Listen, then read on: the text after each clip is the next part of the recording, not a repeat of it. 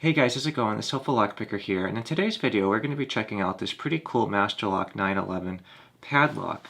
So this lock comes with just about an 8mm shackle, which you'll be able to see right here.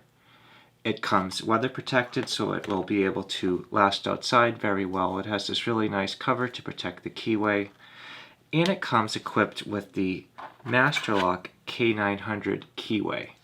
So what we're going to do is we're going to open up this lock and see what it takes to pick it, and then see what the pinning is like inside.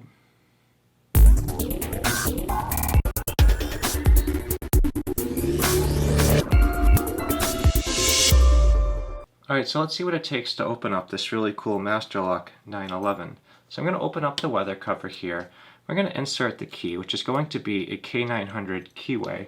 And once we have the key, we're going to start to turn it over. And we're going to see that the lock works, but also we're going to notice there's a lot of spring tension on the core. So we're going to need to take that into account when we're picking open the lock.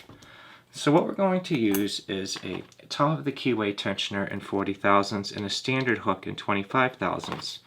Now with the spring tension, you just need to be careful because you need to make sure that when you do have the lock picked, you're going to realize it and you're going to have to crank it over. And you also don't want to drop your pick as you're turning it because you could lock the lock back up. So we're going to start off with pin number 1. Lifting up on that, we're getting a lot of counter rotation. Got a nice click, that feels set, that felt like a spool. 2, counter, click, that feels set. 3, counter, click, that feels set. 4, counter, click, that feels set. Now we haven't touched 5 and the lock is now opened. So we've got to be very careful with this spring tension so we do not drop, because we do not want to have the lock back up on us. But at this point the lock is now opened up. So let's get our lock out of the vise and see what we have on the inside. And we're just going to bear in mind that we only had to pick 4 out of 5 pins. Now, one thing that may come into play, that the bidding on this lock is going to be 3, 4, 5, 3, 0. So it's potential that the 0 cut in position 5 is going to make it so that it's so short that the driver pin never came into play. So what we're going to do now is let's get our lock cylinder out and see what we have for pins on the inside. So I'm going to get my Allen key right here, and then we're going to take out the screw so that we're going to be able to get our cylinder out so we can get this lock taken apart. So I just got to line up my Allen key right here, and then we'll be able to get this on out. So once we have this retaining nut completely loosened, the front face plate is going to come off. We'll be able to drop our cylinder out, and then we'll be able to get this lock apart. So I'm going to put the lock body off to the side for now. And now that we're able to see that we have this lock opened up, what I'm going to do is lock it back up because it makes it easier to get the circlip off the back.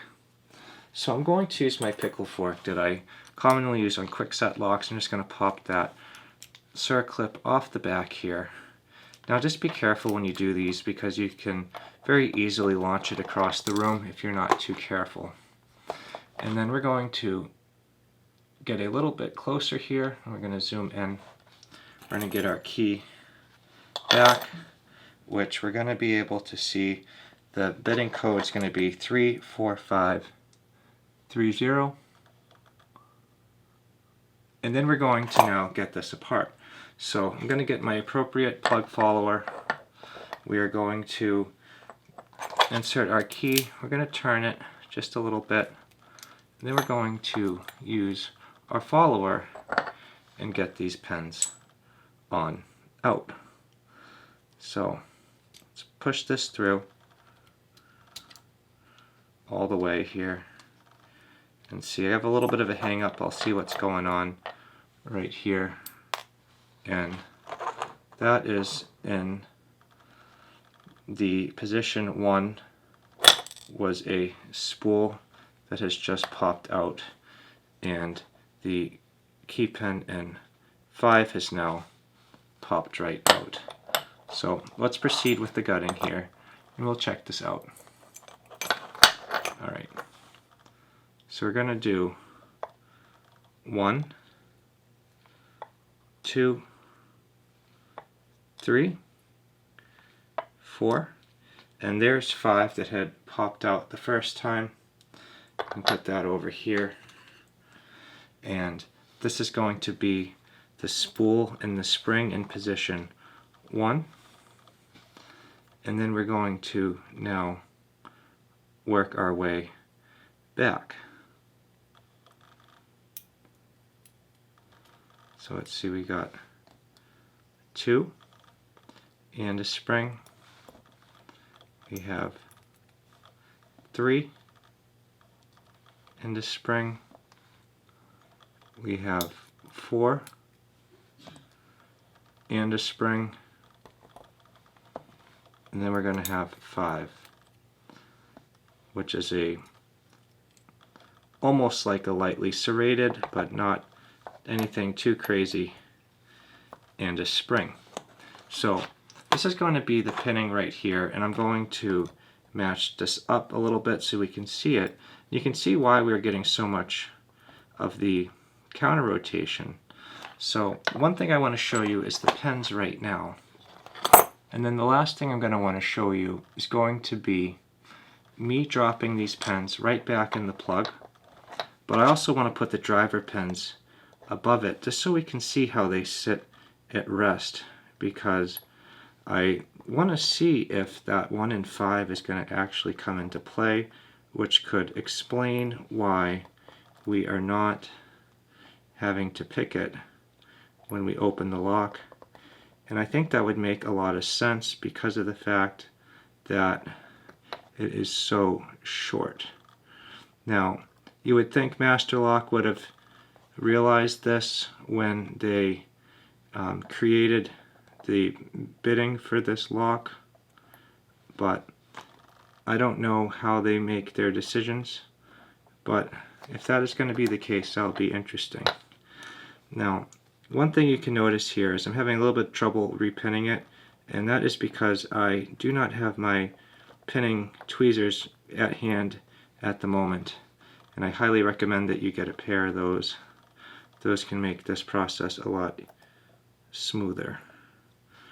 But all in all, we will make do, and we'll get this lock put back in a second just so we can see what the pinning is looking like.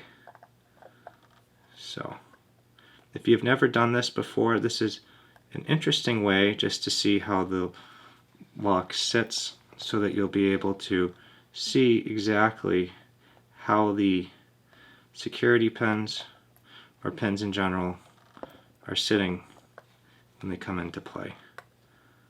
So I'm going to pop this one down into position 5. Alright, so as I expected, taking a look here, you can see pins 1 through 4 are certainly coming into play. But check this out. Position 5 is sitting smooth right there at the shear line, and that's why we didn't have to pick it. So that's just a bad design by Master Lock. The 0 pin failed us, and it made it essentially a 4-pin lock. But I do want to say, properly pinned, this is not a terrible lock to put on your shed. It doesn't have the world's thickest shackle, but all in all, at the end of the day, you don't need the world's most sophisticated lock to put on something. Just use your best common sense. And I just want to say thank you for checking this out. But either way, guys, this is all that I have for you today. This has been a really quick pick and gut on a Master Lock 911, and just showing you some disappointing setup with how the bitting came from the factory. But either way, guys, if you have any questions or suggestions, as always, please feel free to drop those right in the comment section below. And if you enjoyed this video and you'd like to see more like it, please subscribe. As always, thank you so much for checking out this video, and I hope you all have a great day, and I cannot wait to see you in the next video.